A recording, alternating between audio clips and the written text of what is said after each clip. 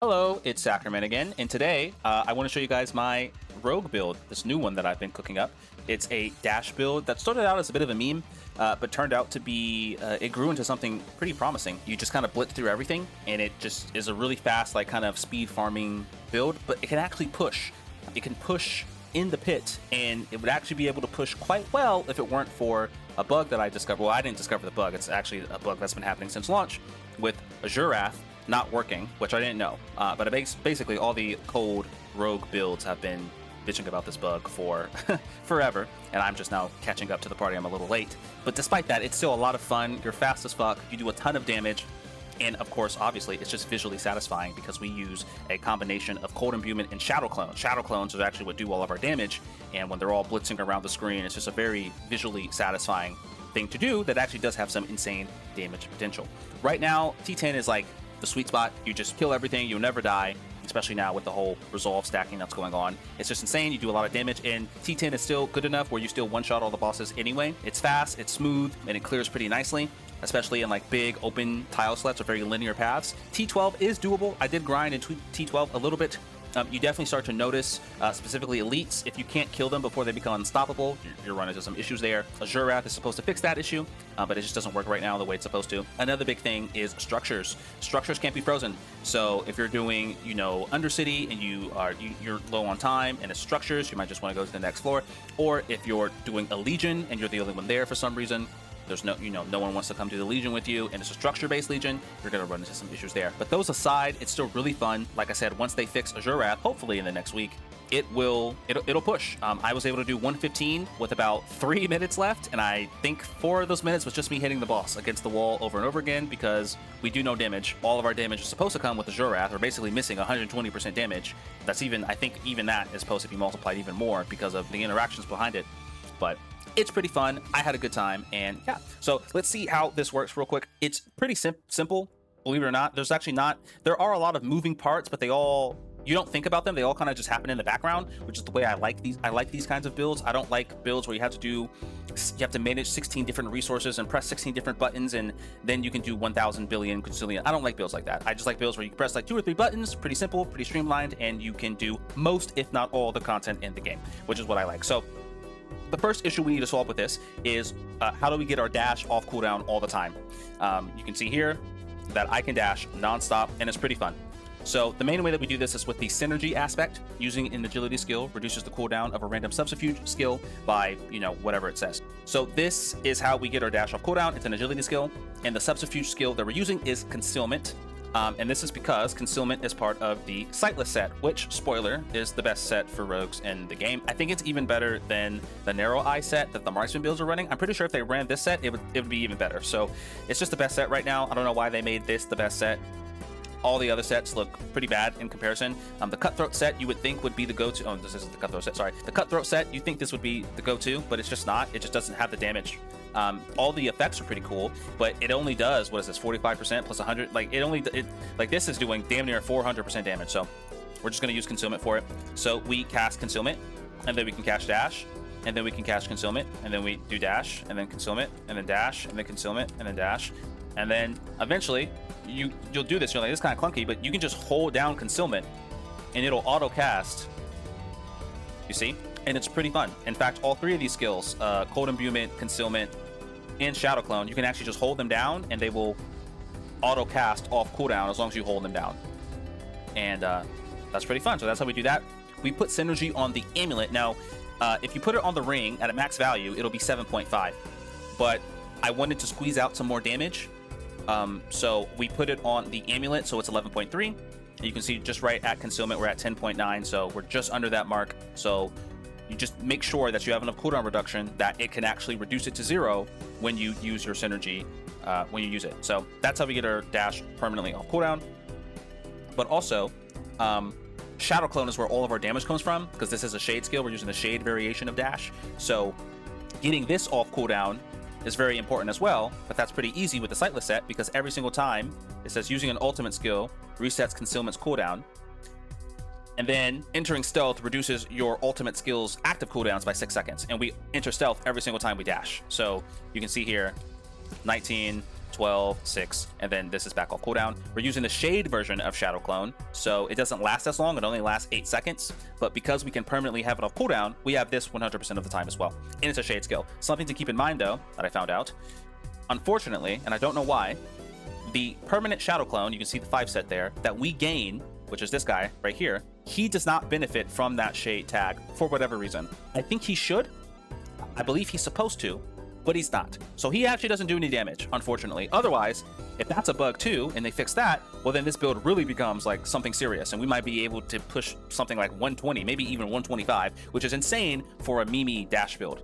It's pretty insane. But he doesn't get the damage bonus, unfortunately. But our other Shadow Clone, he does get the damage bonus, and he gets a huge damage bonus, so that's pretty nice.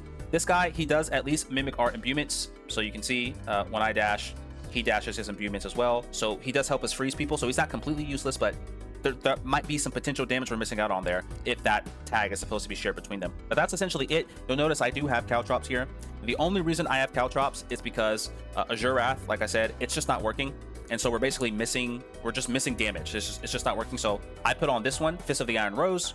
Damaging a close enemy with a marksman or cutthroat gives us 15% attack speed for each. While both attack speed bonuses are active, we deal our 60% damage. The attack speed does scale with this, so it just makes it flow better. You don't have to use this. You can use any 60, just make sure it says 60%. Whatever you use, just make sure you're getting a 60% damage bonus. It will help. I just use this one because I like the attack speed. It just makes it feel better. So every once in a while, you just have to throw down some traps, and this is a marksman skill. The funny thing about this, though, is if you throw it a little bit closer, it says damaging a close enemy. Apparently, this counts. You see? It's giving me the buff, so you don't even have to like throw the traps on them. You can just throw it next to them and they'll shoot them, and you'll have this. So just make sure that every once in a while you throw down a trap. So you're just kind of blasting, doing what you're doing, and then you just throw down a trap and you just keep doing it, so you get both buffs. But that's it. That's it. That's the whole build. And then we have Dark Shroud. You just cast this once it's off cooldown, just for some extra damage reduction and resistance to all. But that's it, essentially. That's the build. That's how you play it. As far as the skill tree goes, we skip all this. We just put 4 points here into this, so we get some crit chance here. Increase the duration so we don't have to press it as much. Eventually, once Azure Wrath is fixed, we won't be using any of this, so we just get rid of it. But for now, it helps. You pump as many points into dash as possible. When we hit them, they can be a 5% critical strike chance against them, which is important. The additional charge doesn't matter. The resolve we don't need because we get so much resolve from concealment that we don't care about this, so I just put the dash just in case. I mean, honestly, I probably could save a skill point and put this somewhere else if I wanted to, like maybe put it in Dark Shroud for more resist all. I don't know. It really doesn't matter. And then, of course, we're using Shadow Play. A Shade dashes after you, dealing 988% damage. So this scales with the more ranks you have. So this is why you want ranks and cutthroat skills to get this as high as possible.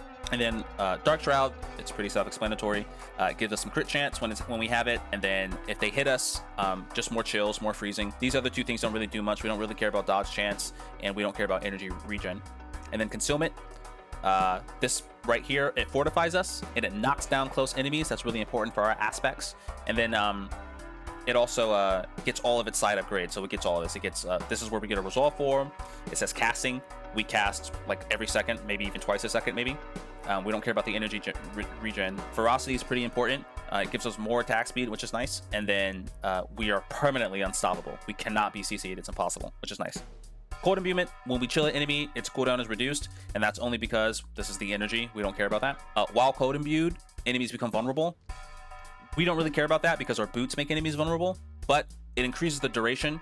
You don't need this. If you could go the barrier one, or you could even go this one if you want to be a little spicy and have like a little aura around you. I'm just lazy, and I don't like having to like permanently, I don't like it. I just press this one time, and I don't have to worry about cold imbuement for the next like 10 seconds or whatever it is. So that's why I use this. It's just quality of life. I'm just lazy, what can I say? And then when you freeze, you get overpower. This is nice.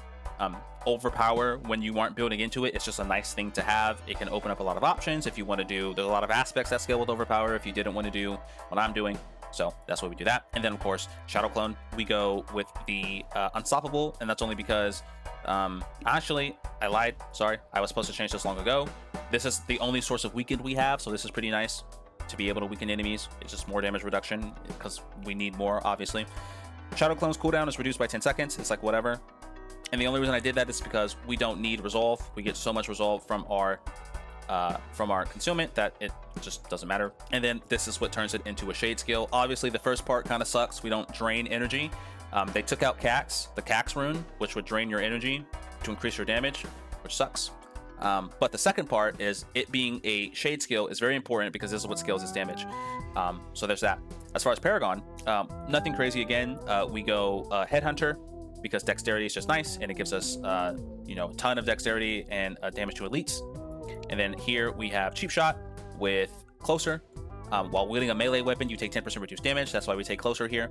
And then damage to close is important. All the damage we do is pretty much close enemies most of the time. And then here, Dance Macabre. Again, this is we do both of these all the time. And then we take Control. We just care about that 10x to slowed or chilled and 20x to frozen, and then another 15x to crowd control. So you see, we didn't go through all these nodes because we don't really care for them. And then Eldritch Bounty, self-explanatory. We're cold imbued. And then we do versatility, magic, a huge bonus to all the magic nodes, and then non-basic and non-core deal 25x damage, which includes not just our dash, but it also includes our shadow clones. So they all do more damage. And then these nodes are huge non-physical damage, huge non-physical damage here, intelligence, and then imbued damage. It's probably the only build I've ever played that actually utilizes imbued damage well, because everything's imbued, our damage is imbued, and then all of our clones' damage is imbued, so that's nice. And then we use Exploit Weakness with Eclipse. This is for shade damage. The cast speed is really important. Once again, you don't have to go for attack speed. It just improves the skill. I don't know, dash just goes a set distance, and so it's kind of wonky. It's a bit clunky to use sometimes, but the more cast speed and attack speed you have, the better it does. And obviously, it's a shade skill, so we care about the shade skill damage. And then Exploit Weakness, just because, once again, the first enemy you hit reduces their damage. You see, we have a lot of damage reduction, reduces their damage, reduces the damage we take. It's very important because we are melee. We kind of dash at them, and so you'll dash into explosions, you'll dash into, well, a lot of the on-kill effects you can kind of outrun. The swords have kind of been a nightmare for everybody. You kind of just outrun those because you're just so fast. And then, of course, pick up the armor nodes and stuff. But yeah, that is the Paragon. And as far as the gear, Air Petition, mine's kind of bad. It's kind of a bad Air Petition. I think it's the first one I've ever gotten.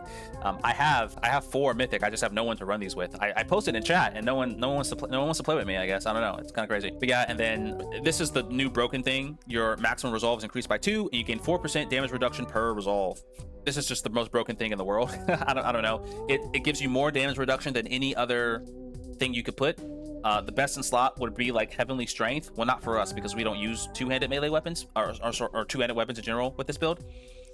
But this is insane, and you can also GA maximum resolve stacks. So this is what everyone's been doing. This is how you get those crazy 20. I think when it's all said and done, if I just do this for a little bit, what am I at? Oh yeah, 18 million while stealth. So I mean, it's just crazy. I mean, there's people out there getting 56 million, 70 million. I saw it's just insane. It's just insane right now. Even if they nerf it though, we would still run it. Apparently, someone said on Reddit that it's doing double the stacks as it's supposed to. So this is actually supposed to be 6 maximum stacks, not 12. And then you see we have 7 here, or 8 here. Even if that's the case, you would still run it because it gives 4% per stack. And I think Heavenly Strength gives you 30%, or maybe even 40% damage reduction. You get 8 resolve stacks base without any added stacks, and then this gives you another 2. So even if they do nerf the maximum stacks, base value would get 40% damage reduction. It's just insane. So we're going to run this probably for the foreseeable future, and that's what that is. Here, Cutthroat skills deal 55% increased damage. This bonus increases to 70% against injured enemies. It's just kind of a win more button. 55% is only 5% less than the normal bonus damage you would get from an affix, but then sometimes you can even get 70%, and this would scale really well with a Zurath if it worked, but it doesn't work right now. So Shrouded Gift, I mean, Sightless is just the best talisman, so Shrouded Gift is just going to be the best pant slot, I think, for anyone who wants to do any meaningful damage. So yeah, this is a shitty one too. It's not even good, but it doesn't matter. So there's that. Cold damage is increased by 19%, and it makes enemies vulnerable. You could do anything here. We don't really necessarily need the vulnerable damage, and I think there's some other boot augments that do give damage. You could even run, a unique if you want. The most important thing is the GA on dash. I got lucky with this one. I don't even know what I was farming, but +6 to dash is pretty important because the shade, you see, it's at 988% damage, so you want to get that up as high as you can. For the bow, cold damage, it's Frozen Memories. Probably the most broken thing for any frozen or cold build on Rogue. Cold damage deals 88% increased damage to chilled.